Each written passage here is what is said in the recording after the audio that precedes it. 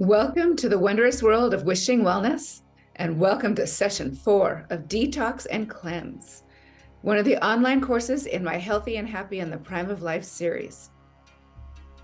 Let's begin. How did you do with Cleanse Week 1? Hopefully you're feeling pretty good at this stage with a solid amount of energy. Have your interests in food started to change? You may be discovering that you're eating more for sustenance than cravings. From this stage, you will transition to exploring the true flavors of food. As with the other transitions you have experienced so far, it takes a few days to move from ambivalence to exploration. Your body is now, or soon will be, able to call forth nutritional needs as they are needed, rather than responses to various addictions and habits that we've developed and grown inside of our minds and bodies. Hopefully, you've persevered through the guidelines of the Cleanse program to be able to fully embrace this opportunity. From here, there is a whole world to grow and expand into. Feeling ambivalent about and disinterested in food is the perfect platform for yet another side benefit and perk of this program. It's a window to really take your time to eat your meals. Chew thoroughly and with intention. This can happen much more easily in this phase because you're not eating for pleasure, but more for sustenance. Most of us eat much faster than is optimal for our wellness. Chewing or masticating food properly allows for the mouth to secrete the proper amounts of digestive enzymes into your food through your saliva.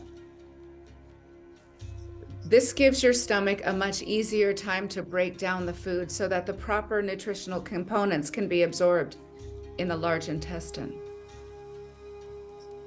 If you start setting this new awareness as a regular intention when you're eating, you can apply it for the duration of the program and establish some lovely new habits for yourself. By now, you should have made all of the preparations for Cleanse Week 2. If you're batch cooking, all of the designated meals should be prepared and you are ready to take this to the next level.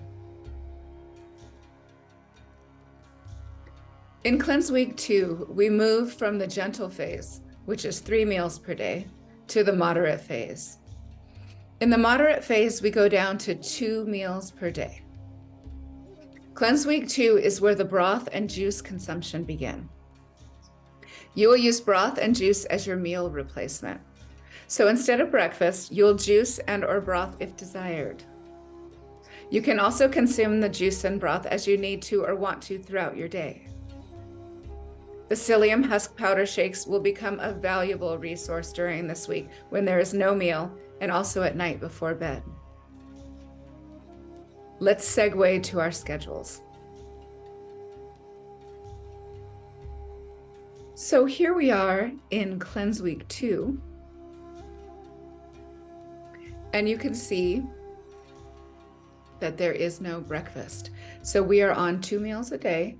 You'll be replacing your breakfast with juice and or broth as needed, and toggling between the veggie soup and the shaker salads. Now, you can supplant those meals with your quinoa batch that you made if you are struggling. Now, if you really want to move into some deep ketosis on this cleanse and you're not struggling, I would refrain from adding the quinoa to your meals. This is going to expedite your ketogenic transition.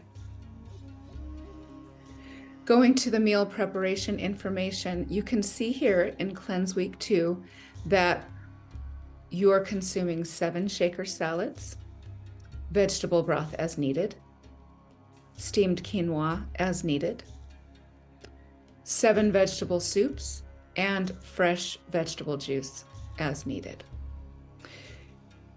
Here in Cleanse Week 2, what you prepared over this last weekend were your shaker salads, vegetable soup, and juice.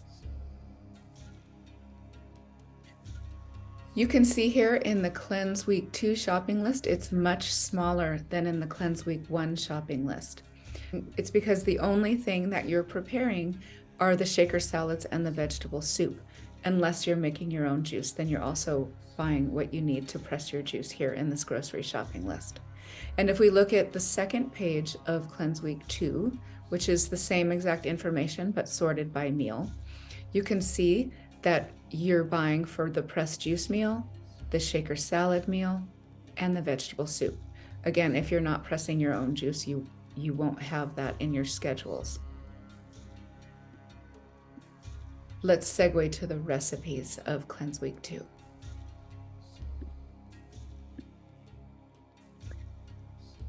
The preparation for Cleanse Week 2, you are making your shaker salads. And you are also making your vegetable soup. You're also supplanting your meals with the steamed quinoa and the vegetable juice and the vegetable broth. And this is just a reminder to maintain your regular exercise program as much as you possibly can. It's going to help you push into the ketogenic phase. And also it's just great for you to have that cardiovascular fitness and get your sweating on. Toward the end of Cleanse Week 2, you will begin preparations for Cleanse Week 3.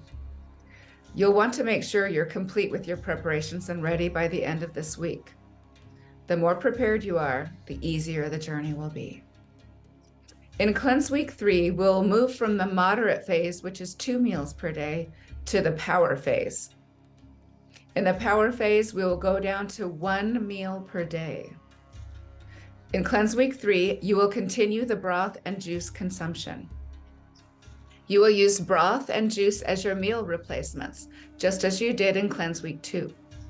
So instead of breakfast, you'll juice and/or broth. And instead of either lunch or dinner, whichever you decide works best for you, you will juice and/or broth. The schedule of when to consume juice and broth is a suggestion, not a requirement. You can consume them whenever you desire to. The psyllium shakes will become a valuable resource during this week too, when there are 2 missed meals, and also at night before bed. The last 2 days of Cleanse Week 3 will be a water fast. You have the option to continue to consume juice and/or broth as meal replacements, or just consume water.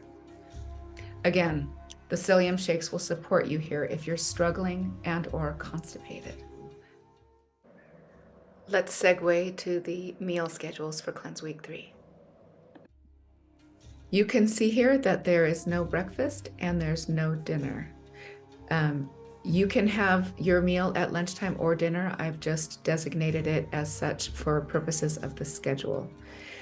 You're supplanting your 1 meal with quinoa as needed. And again, if you're not struggling, you don't need to supplant your meal with the quinoa. You'll stay highly vibrating in the ketogenic state if you don't. But if you need something and you're struggling, the quinoa is there for you, as are the juice and the broth. Moving on to the meal preparation information, in Cleanse Week 3, you're consuming 3 shaker salads, the vegetable broth as needed, the steamed quinoa as needed, 2 vegetable soups, and the fresh pressed juice as needed. For Cleanse Week 3, the only meal that you're preparing is the shaker salad. You're also pressing your own juice if you have decided to do so. The grocery shopping list for Cleanse Week 3 is very small, and the reason why is the only thing that you're preparing are the shaker salads, because you made all of the vegetable soup in the previous week that will tide you over for the entire 2 weeks of Cleanse Week 2 and 3. The second page of the Cleanse Week 3 grocery shopping list shows you here that you're only buying for the shaker salads and the pressed juice if you've opted to make your own juice. Let's segue to the recipes. And the only thing you're making are the shaker salads for this weekend.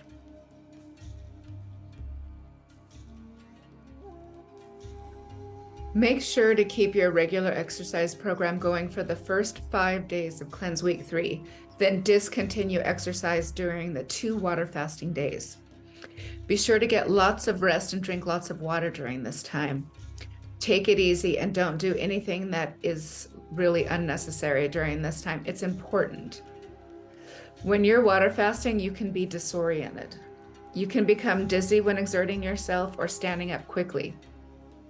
Driving is definitely not recommended during the 2 days of the water fasting. Our lecture topic this week is on ketosis. You've probably heard a lot of talk and hype about ketosis, and consuming a ketogenic diet is a powerful weight loss strategy. You may have even experimented with this method yourself. But what exactly is ketosis, and what is a ketogenic diet? A ketogenic diet is a high-fat, low-carbohydrate diet that is designed to put the body into a state of ketosis. Ketosis is a metabolic state in which the body uses fat as its primary fuel source instead of carbohydrates. When your body doesn't have enough carbohydrates to burn for energy, it burns fat and makes things called ketones, which it can use for fuel. The diet is composed of very low amounts of carbohydrates, typically less than 20 to 30 grams per day, moderate amounts of protein, and high amounts of fat. Foods that are typically included in a ketogenic diet are meats, fish, eggs, dairy products, vegetables, nuts, seeds, and healthy fats like coconut and olive oil. Foods that are typically excluded from the ketogenic diet are processed foods, refined sugars, and grains, fruits, and starchy vegetables. The primary goal of a ketogenic diet is to switch the body's primary fuel source from carbohydrates to fat. This can lead to weight loss, improved mental clarity, increased energy levels, and muscle mass retention. For healthy people who don't have diabetes and aren't pregnant, ketosis usually kicks in after 3 or 4 days of eating 20 to 30 grams of carbohydrates per day.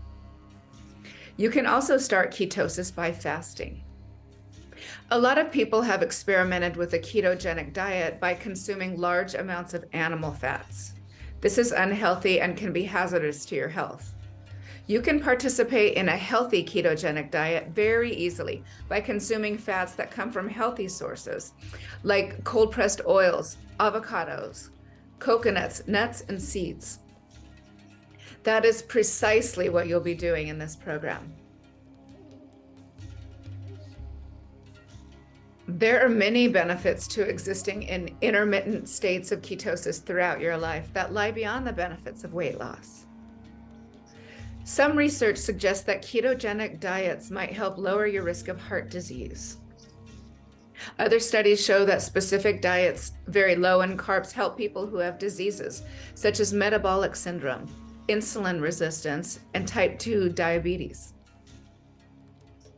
Researchers are also studying the effects of these diets on conditions, including acne, cancer, polycystic ovary syndrome, and nervous system diseases like Alzheimer's, Parkinson's, and Lou Gehrig's disease. As your body approaches ketosis, it can resist it intensely with feelings of very low energy, sluggishness, and lack of motivation. This is what I call the keto wall. You can move past this wall with a couple of rounds of cardiovascular exercise. Bring the heart rate up and sustain it for 15 to 20 minutes until your endorphins are released. This will really move mountains to get you over the keto wall stage and into ketosis. During the first week of a ketogenic diet, you might start to feel badly. Some people call this the keto flu, but it isn't really an official medical condition. Some doctors think this is due to sugar and carbohydrate withdrawal. It could also be because of changes to your gut bacteria or an immune system reaction. You might notice temporary side effects such as headaches, fatigue, brain fog, irritability, constipation, trouble sleeping, nausea, sugar cravings, sore muscles, and bad breath, also known as ketosis breath. As with all of these stages and phases that we're transitioning through in this cleanse, after about 3 days, you'll come out onto the other side to high levels of energy and mental acuity. You will get to this place faster if you drink lots of water, get good rest, maintain your exercise program, and follow the guidelines of this program. One of the many benefits of this cleanse is the way the process is designed for a gradual transition into all of the different phases and states that you will experience. You're never overwhelmed with multiple transitions being introduced at the same time. In the previous session, you completed step 2 of your outcome manifesting opportunity in the self-development process called wishcrafting. If you decided to participate in this activity, you wrote out your long-term highest vision with health and wellness, then identified the biggest obstacle toward achieving that outcome in step 1. Then you identified the underlying belief of that biggest obstacle and created your new belief in step 2. Step 3 picks up with the long-term vision that you created in step 1. Make sure that when you have your highest vision, that it is a vision that exists as a forest, not a tree. So it is a general overview of the feeling or thing that you want to create or materialize. It is not specific. My long-term vision is to be pain-free. I will use this as the example for this step of our process. After you've honed in on your long-term vision, you'll reflect upon what the one thing you could do in the short term to take the next logical step toward achieving that outcome would be. The short term can be anywhere from a few days up to a year. Take a little bit of time with this. Make sure that it really resonates with you. Back to our example. What is the one thing that I could do in the short term to take the next logical step toward being pain-free? What comes to me ever so clearly is to do this 6-week comprehensive detox and cleanse program and follow and commit to it diligently. So once you have your short-term vision, which is more like a tree than the forest, that's what you focus on. Ensure that that short-term vision really resonates. Then set the long-term vision aside. Your undivided attention goes to the short-term vision until it is achieved. Once your short-term vision is achieved, you ask yourself again, what is the one thing I could do in the short term to take the next logical step toward achieving my long-term vision? Then you set the long-term vision aside and focus your attention once again on achieving the short-term goal, and so on and so forth, until you have reached your long-term vision. There's one more step to this process. Once your short-term vision is identified, the next step is to ask yourself what the one thing you could do today to take the next logical step toward reaching your short-term vision. These are baby steps that are easily achievable. Make sure that they're baby steps and very realistic for your life and routine and can be accomplished today. Every day you ask yourself, what's the one thing I can do today? That's the next logical step toward the short-term goal until you reach the short-term goal. Then you go through steps we've discussed to create the next short-term goal. Back to the example. What is the one thing that I could do today to get to my short-term goal? If being on this detox and cleanse for the 6-week program is my short-term goal, the one thing that I can do today is to make sure that I've taken time to organize my calendar and my day to accommodate the full scope of what is entailed in the cleanse for today. That includes exercise, includes all of the eating and exercise, rest, all of the different components, my journaling time. So the one thing I can do today is make sure that my day is designed to adhere to the cleanse guidelines. As time passes, you may find that you're not doing your daily one thing toward your short-term goal. If you're not making the choices to do what needs to be done to get you where you want to go, there are a few possibilities as to what may be going on. The first one is that maybe your long-term desire is really not the truth of what you want to create after all. When you think about it, if you're not willing to do what it takes to get there, it's not going to happen anyway. So it's time to reflect and possibly reevaluate what it is that you really want.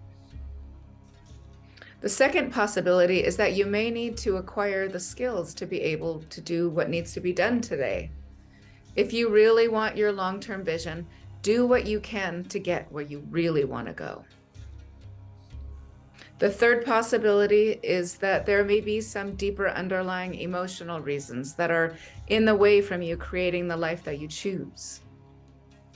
There are emotionally intelligent and self-development techniques that can be used to move past these blockages, if that's what you decide you want to do. I can most definitely support you in this area with my life coaching. So for now, that ends our wishcrafting exercise. I hope you've enjoyed this experience. You can apply it to anything that you would like to create in the long term, and also apply it to anything that you want to create in the short term. It's a fun game, and it's very effective. This week is an opportunity to explore being comfortable with being hungry. Similar to letting go of vices and things like salt, it takes about 3 days for the mind and body to find balance. This transition also paves the way for the body to practice diverting to its own fat stores more easily when it needs something. With this shift, your body switches from what it wants to what it needs. Use psyllium shakes to curb appetites and keep the bowels flowing. You deserve what you're getting ready to experience. It's up to you to pave the way to receive what is coming. So do your best to follow the guidelines that have worked for so many people for so long. Trust in this process. I know you can do it. Enjoy the beautiful batch cooking meals you've prepared. Consume juice, broth, and psyllium shakes as needed, and have a wonderful week. See you all in the next session. To the next level.